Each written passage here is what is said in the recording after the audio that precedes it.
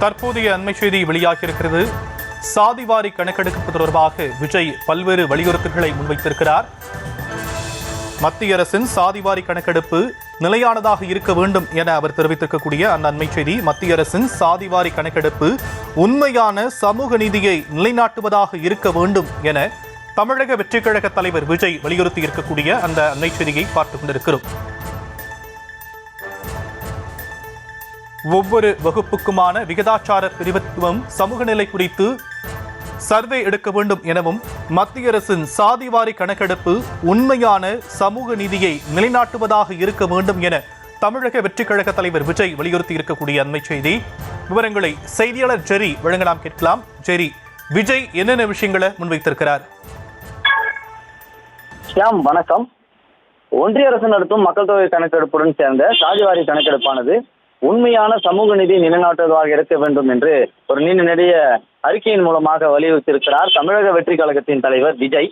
சாதிவாரி கணக்கெடுப்பு நடத்தப்பட வேண்டும் என்பது அனைத்து சமூக மக்களின் சமூக நீதிக்கான உரிமைக்கான முழக்கம். இந்த கோரிக்கையானது இந்த ஒன்றியமெங்கும் வலுவடைந்த காரணத்தினால் பாஜக அரசு இறங்கி வந்து நாடு முழுவதும் மக்கள் தொகை கணக்கெடுப்புடன் சேர்ந்த சாதிவாரி கணக்கெடுப்பு நடத்தப்படும் என அறிவித்திருக்கிறது.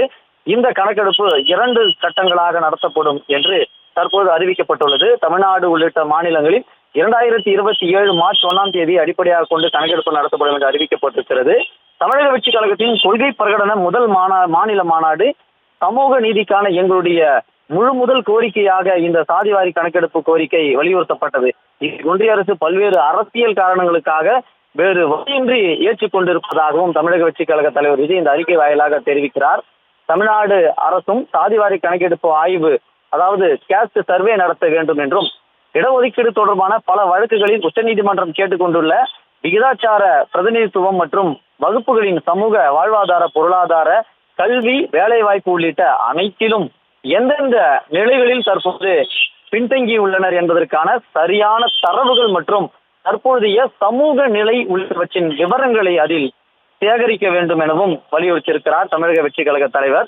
இதை செய்யாமல் மாநில அரசுகள் சாதிவாரி கணக்கெடுப்பை நடத்த வேண்டியதில்லை என்கின்ற ஒன்றிய அரசின் அறிவிப்பை தங்களுக்கு சாதகமாக கொண்டு மக்களின் விரோத ஆட்சி நடத்தி வரும் திமுக அரசு பாஜகவின் முதுகுக்கு பின்னால் ஒளிந்து கொண்டு சமூக அநீதிக்கு துணை போகக்கூடாது என்று தமிழக வெற்றி கழக தலைவர் விஜய் இந்த அறிக்கையின் வாயிலாக தெரிவித்திருக்கிறார். அத்துடன் எங்கள் கொள்கை தலைவர் பெரியார் அவர்களின் கொள்கை முழக்கமான விகிதாச்சார பிரதிநிதித்துவத்தை கபட நாடக திமுக அரசு பிளவுவாத பாஜக அரசுடன் இணைந்து அமல்படுத்த தவறினால் இந்த மக்கள் விரோத அரசுக்கு வரும் சட்டமன்ற தேர்தலில் தமிழக மக்கள் தக்க பாடம் புகட்டுவார்கள் என்று எச்சரித்திருக்கிறார் தமிழக வெற்றி கழக தலைவர் விஜய்.